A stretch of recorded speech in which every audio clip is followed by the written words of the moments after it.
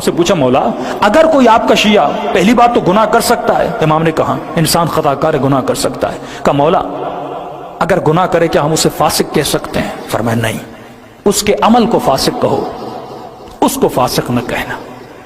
فاسق العمل ہے پر طیب الروح ہے، ہمارا چاہنے والا عمل کا تو فاسق ہو سکتا ہے لیکن اس کی روح کیا ہے؟ پاک ہے۔ کہنے لگا مولا کیسے پتا چلے وہ آپ کا حقیقی شیعہ ہے؟ فرمایا اگر گناہ کرنے کے بعد اس کے چہرے پہ ندامت کو دیکھو، پشیمانی کو دیکھو تو سمجھ جانا ہمارا ہے، لیکن اگر گناہ کرنے کے بعد گناہ کی لذت اس کے وجود میں باقی رہے۔ کسی نے پوچھا مولا توبہ کب قبول ہوتی ہے؟ امام نے فرمایا تمہاری توبہ تب قبول ہوگی جب تو توبہ کرنے بیٹھے، فار ایگزامپل دعائے کمیل میں توبہ کرنے بیٹھے، جس گناہ سے توبہ کر رہا ہے اگر اس گناہ کی لذت تمہارے وجود میں باقی ہے تو سمجھ جانا تمہاری توبہ قبول نہیں ہوئی۔ جب تک اس گناہ کی نفرت تمہارے دل میں نہیں آتی فرمایا تب تک تمہاری توبہ قبول نہیں ہوتی۔ تو پہلی نشانی فرمایا اگر گناہ کرے تو پشیمانی اس کے وجود میں ہو، جب تک پشیمانی نہیں ہے فرمایا تب تک یہ ہمارا شیعہ نہیں ہے اور مقابلے میں آ سکتا ہے۔ دوسری چیز معصوم فرماتے ہیں فرمایا کچھ ایسی عادتیں، کچھ ایسے گناہ انسان کے وجود میں ہوتے ہیں جو گناہ ان کو اولیاء خدا سے دور کر دیتے ہیں۔ یہ گناہ ایک ایسی کثافت ہے، ایک ایسی نجاست ہے جو لوگوں کو اہل بیت سے دور کرتی تھی۔ یعنی جس طرح میگنیٹ ہوتا ہے،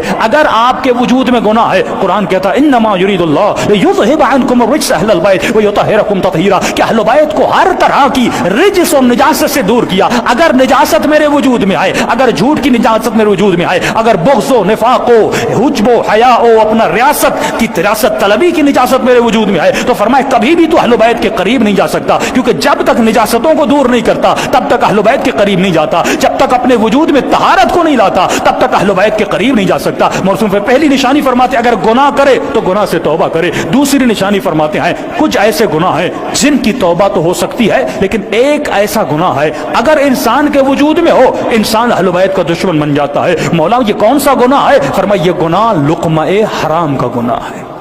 اگر حرام کا لقمہ کسی کے پیٹ میں جائے فرمایا اس گناہ کی نجاست اتنی بڑی ہے کیونکہ اللہ نے کچھ گناہوں کو چھپا کے رکھا ہے، اگر وہ گناہ کسی کے وجود میں آ جائے تو فرمایا اس کی توبہ قبول نہیں ہوتی، اس کی عبادت قبول نہیں ہوتی۔ 40 دن نماز شب پڑھے لیکن اس کی نماز شب قبول نہیں ہوتی کیونکہ اس کے وجود میں لقمہ حرام ہے، حرام کے لقمے سے بڑے۔ ایک ایران کا بہت بڑا مجتہد تھا، کسی بہت بڑے شیعہ سے ملنے گیا، یہ شیعہ ان سے ملے، ان کے سامنے سفرہ لگایا، انہوں نے کھانا کھایا، کھانا کھانے کے بعد انہوں نے قبلہ کے سامنے ایک فائل لائی کہ قبلہ بہت سارے مکان ہیں اوقاف کے جو لوگ زمینوں کو وقف کرتے ہیں، ایک زمین ہے اگر آپ سائن کر دیں اس پہ بڑا اختلاف ہے، یہ ون سائیڈڈ ہو جائے گی، ہمارے ہاتھوں میں آ جائے گی۔ یہ سمجھ گئے یہ کھانا کھانا نہیں تھا، یہ رشوت کا کھانا تھا۔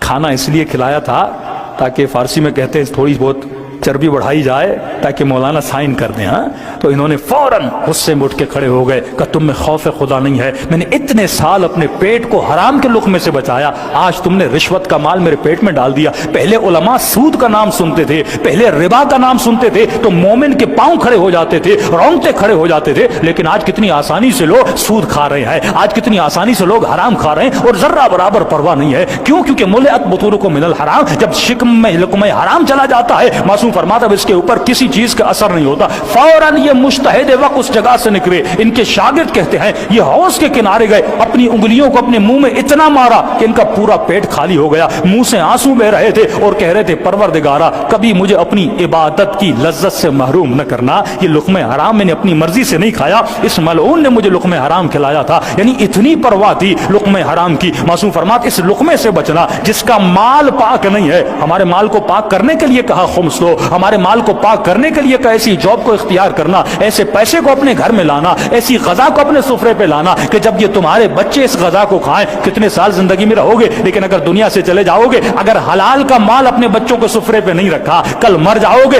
یہ بچے اس مال سے کیا کریں گے؟ اگر عیاشی کریں گے، اگر گناہ کریں گے، نقصان کس سے ہوگا؟ تمہیں ہوگا۔ لیکن بچے کی تربیت ایسی کی جیسی حسین ابن علی نے کہی، اگر مر جاؤ گے یہ بچہ ایک بسم اللہ الرحمن الرحیم پڑھے گا، رسول خدا فرماتے ہیں کئی دن سے کئی مہینوں تک اس کا عذاب جہنم ختم ہو جاتا ہے بچے کے ایک بسم اللہ الرحمن الرحیم پڑھنے سے۔ صلوات پڑھے محمد و آل محمد۔